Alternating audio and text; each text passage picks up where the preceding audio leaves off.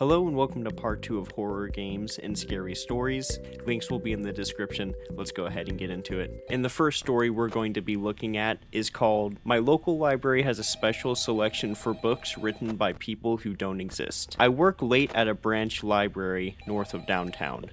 Nothing glamorous, mostly reshelving returns and answering questions about printer jams. Around closing time, the building gets quiet in a way that feels heavier than silence.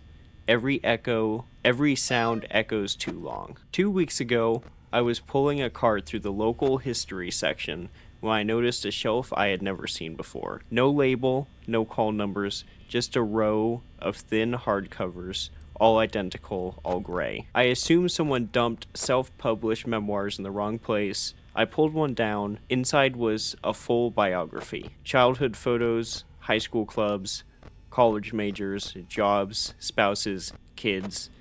It read like a very detailed obituary written years too early. The copyright date was next year. The last chapter was labeled cause of death. I checked another book, then another.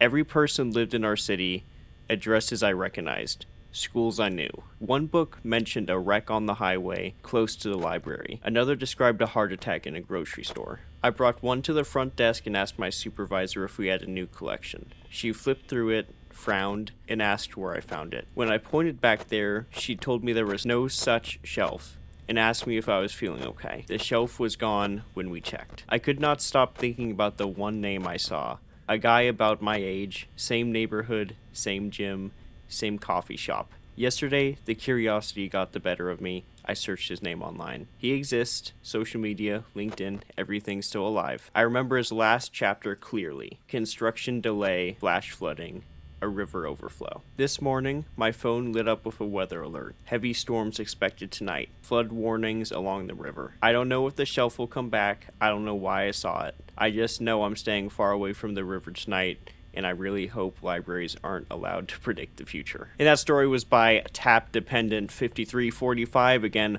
all the story links will be in the description. Quite a cool story. The name got me hooked. Let's go on to the next one. Oh, look at that. I got the little Easter egg. That's really cool, actually. Alright, this one has a funny name. Okay, that's it. I'm no longer using smart mirrors they've installed in mall restrooms, with ads scrolling along the edges and a little camera dot at the top. Supposedly, they're analyzing lighting so you look better. I really hope we don't have this in the future, but we probably will, especially the ads. The first time I used one, I noticed a delay. Just a fraction of a second. Blink, then the reflection blinks. I assumed it was a software lag.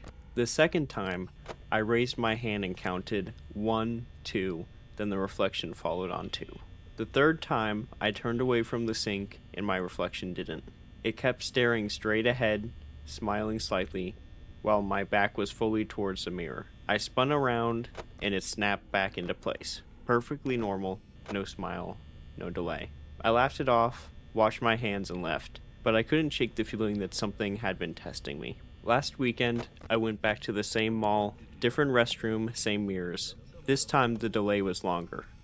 Long enough for the reflection to blink twice before I did. I leaned closer and whispered, asking if anyone else could see this. The reflection mouthed something back. I couldn't hear it, but I could read the words, "Don't leave me." I backed away so fast I slipped. When I looked again, the mirror was normal. No lag, no message. I reported it to the mall security. They told me mirrors don't record audio or video. The thing is, I covered the camera today and the reflection still moved. If you value your sense of self, use the older restrooms. The mirrors without screens.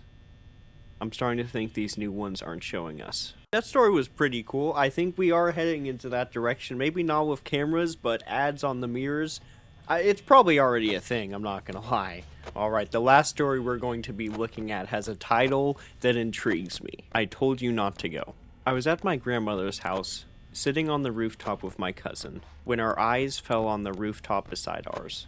A little girl was running around on her rooftop, sometimes stopping to laugh before starting again. My cousin told me that we should go downstairs. I argued that we just had came up. He said, "You don't get it.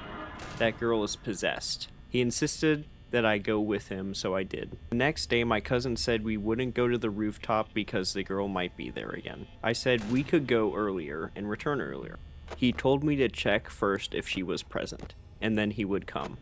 I went up, checked, and called him. He then told me that the girl and her family were new. When she first arrived in the village, she was fine, but after they started living in that house, she became possessed. I liked listening to my grandmother's stories, so I asked him to tell me more. He said that some people claimed there used to be a tomb there, which the builder broke to make the house, but in my mind, it was all just a myth. Made up stories. The girl then appeared again on the rooftop. My cousin said that her father locks her up on the rooftop every day because she doesn't sleep. Really? I asked. So when we went downstairs as usual, we had our dinner and then we went to sleep. During the night, I heard shouting. I tried to wake my cousin. Still half asleep, he answered, "Don't go. It might be her." I thought maybe something was actually wrong, so I decided to go look from the balcony towards her window. I saw her back facing me as she was arguing with someone on the other side. I shouted, "What happened?" She slowly turned. Her face came right up close to mine. I froze, shocked as my heart could burst out of my chest. I ran back inside, turned towards my cousin who had been sleeping on the wall side. But instead of him, it was her. She looked at me and said, "I told you not to go." Alright, and those were 3 scary stories. I tried to pick ones that have been literally posted within hours, so these are ones you probably have not heard before. I hope you guys did enjoy this video. If you like this series, please let me know. I do like making them. And make sure to like, subscribe if you haven't already, and I'll see you in the next one.